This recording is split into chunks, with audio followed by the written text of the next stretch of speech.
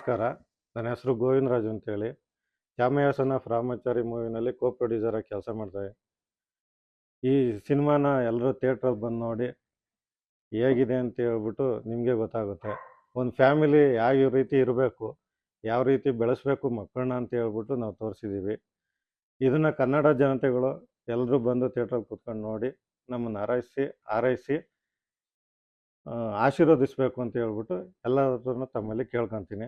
ಧನ್ಯವಾದಗಳು. ನಮಸ್ಕಾರ. ನನ್ನ ಹೆಸರು ವೆಂಕಟಾಚಲ ಅಂತ.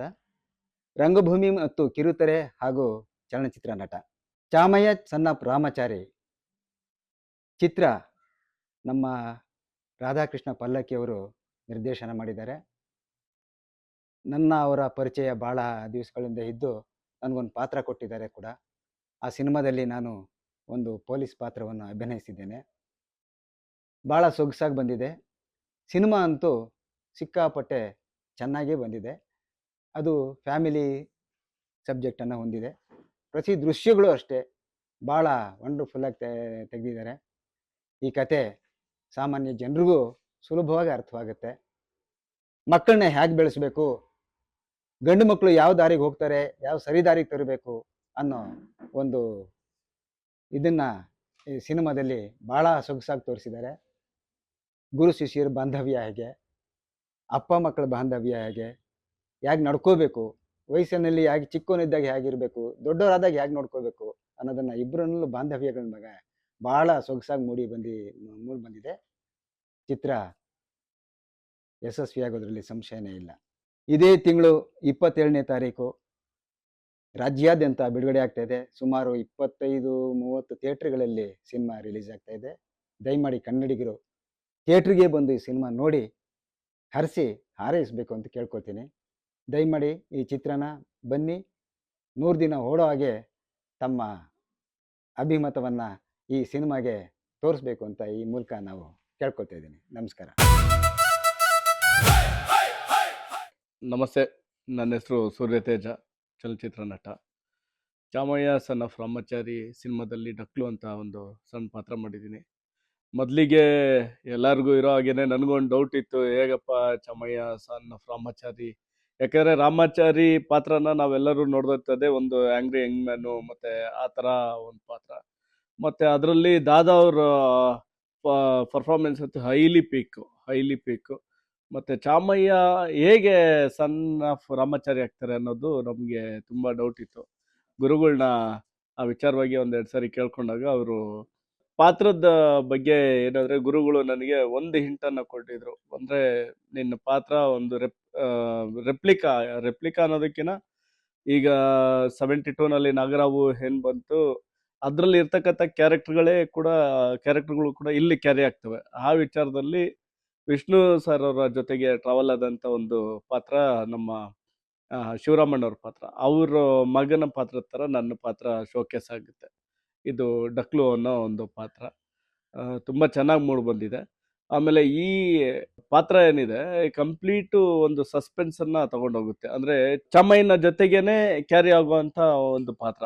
ಚಾಮಯ್ಯನ ಕಂಪ್ಲೀಟಾಗಿ ಅವನ್ನ ದಾರಿ ತಪ್ಪಿಸೋ ಅಂಥದ್ದು ಇದು ಆ ಥರ ಒಂದು ಅಷ್ಟಿದೆ. ಪಾತ್ರ ಏನು ಅಂದರೆ, ಈಗ ಚಿತ್ರದುರ್ಗದ ಸಾಮಾಜಿಕ ಪರಿಸ್ಥಿತಿ ಹೇಗಿದೆ ಅನ್ನೋದನ್ನು ಕಂಪ್ಲೀಟು ಸಿನಿಮಾ ಕತೆ ತೋರಿಸುತ್ತೆ. ಅಲ್ಲಿ ಏನಿವತ್ತು ಡ್ರಗ್ಸ್ ಆಗಿರ್ಬೋದು, ಗಾಂಜಾ ಆಗಿರ್ಬೋದು, ಬೇರೆ ಬೇರೆ ಆ್ಯಕ್ಟಿವಿಟೀಸ್ಗಳೆಲ್ಲ ಏನು ನಡೀತಾ ಇದ್ದಾವೆ, ಅದರ ವಿಚಾರವಾಗಿ ಒಂದು ಸಾಮಾಜಿಕ ಕಳಕಳಿ ಇರುವಂಥ ಚಿತ್ರ.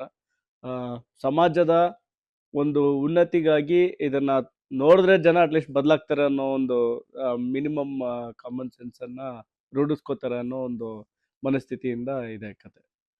ಸೊ ಇದಾದ ನಂತರ ಇನ್ನು ನನ್ನ ಜೊತೆಗಾರರು ಎಲ್ಲರೂ ಕೂಡ ತುಂಬ ಒಳ್ಳೆ ಅಭಿನಯ ಮಾಡಿದ್ದಾರೆ. ನನ್ನ ಫ್ರೆಂಡ್ಸು ಅವ್ರದ್ದು ಕೂಡ ಪಾತ್ರಗಳು ಹೇಗಿದ್ದಾವೆ ಅಂತಂದರೆ, ಚಾಮಯ್ಯನ ಪಾತ್ರ ಏನಿದೆ ಆ ಚಾಮಯ್ಯನ ಪಾತ್ರ ಜೊತೆಗೇ ಕ್ಯಾರಿ ಹೋಗುವಂಥ ಪಾತ್ರಗಳು. ಅದು ಕೂಡ ನಾವೆಲ್ಲ ಸಮಾಜಕ್ಕೆ ಕೆಟ್ಟದಾಗಿ ಪ್ರೊಜೆಕ್ಟ್ ಆಗ್ತೀವಿ ಕಥೆಯಲ್ಲಿ.